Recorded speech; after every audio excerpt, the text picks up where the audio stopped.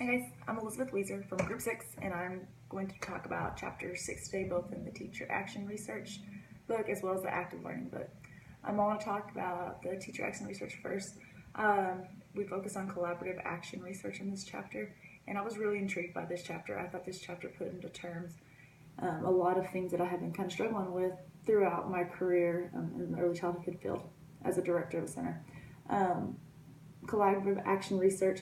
Basically, what this chapter is talking about is that action research in and of itself doesn't necessarily have to be collaborative, but because of the nature of action research, it probably should be. Collaborating with the teachers, the students, the parents, all the people who are involved to come up with what they are struggling with and to answer their own problems, because that's what collaborative action research is to take those forms of inquiry and work together for the people who it actually affects. I like that the collaborative action research focuses on teachers' construction of knowledge. I was really interested in this particular part of the book, or part of the chapter. Talked about the 4 different types of knowledge: the experiential knowledge, presentational knowledge, propositional knowledge, and practical knowledge, and how action research, collaborative action research, ties all 4 of those in together. But it really is about how the teacher constructs the knowledge. I was really interested in the experiential knowledge.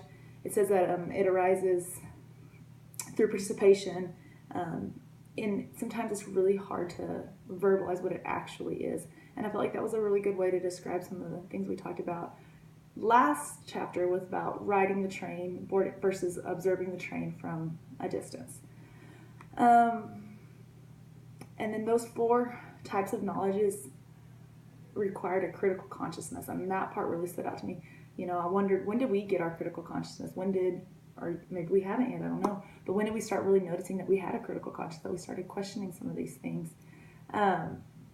They cycle through these ways of knowledge, or these knowledges, teachers do, and they reevaluate again. And I felt like that's kind of come back to what we're talking about with action research, where we we reflect, we implement, start all over again. The thing that really stood out to me this chapter the most, though, was talking about knowledge that is developed through relationships. In my center, we really focusing on relationships with the kids, relationships with the parents, and relationships within each other. And the line that I really like in this book, we always talk about knowledge is power, knowledge is power. Well, when you have that critical consciousness, we talk about power being a socially constructed thought that it's about power over somebody, not necessarily power for good. And I like that they talked about that relational knowledge as being knowledge of love, not knowledge of power.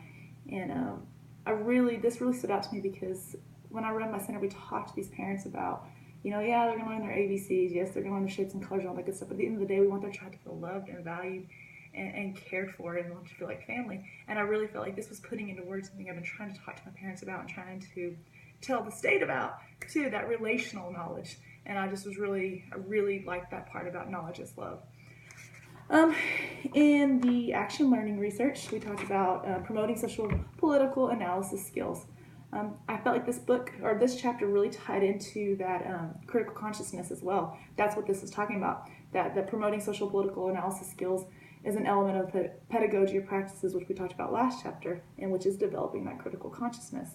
The thing that really stood out to me about this chapter was the discussion about the 3 I's of oppression. I just was really interested in reading that, and the chapter talked about how the kids talked about these experiences with how oppression is individualized, institutionalized, and then internalized, all 3 of those, and how it affects them on the micro level to see the macro level inequities. Again, I think that kind of comes coming back into the knowledge thing as well. It's hard to know what you don't know, and so you have to talk to each other, you have to collaborate to have these experiences.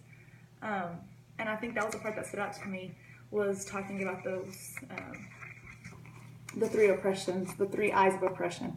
I wanted to know too, I wanted to hear about their stories about the boys talking about the police harassment, Jocelyn talking about her not being able to sit on the bus. When I read that part, all I could think of was, I know that the children in my center, somebody would have said, yes, you can sit by me. I know it, but I really don't know, because I haven't actually seen that, but I just feel like I've seen it in my center where, come sit by me, it happens. And that part really broke my heart, and I wanted to talk about it more, and I think that is what the beauty of this collaborative action research is, the discussions and the talking and the knowledge that comes from that. And also, one thing that stood out to me too is how great would it be to have a Jocelyn in every part of our existence. It talks about in this chapter a little bit those lived-in experiences and how they affect our choices and how we see things. And I just thought how awesome would it be to have a Jocelyn everywhere we went, somebody who was truly allowed herself to be vulnerable, to say that she trusts the group. She talked about risk-taking, the vulnerability, and how those are conditions of trust and how that built up that group.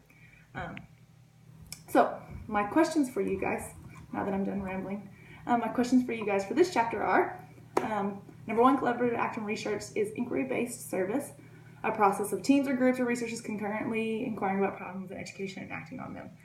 If you could choose to do collaborative action research in your current setting, which type of inquiry structure would you use and why? If you have done collaborative research in the past, which forms of inquiry did you utilize?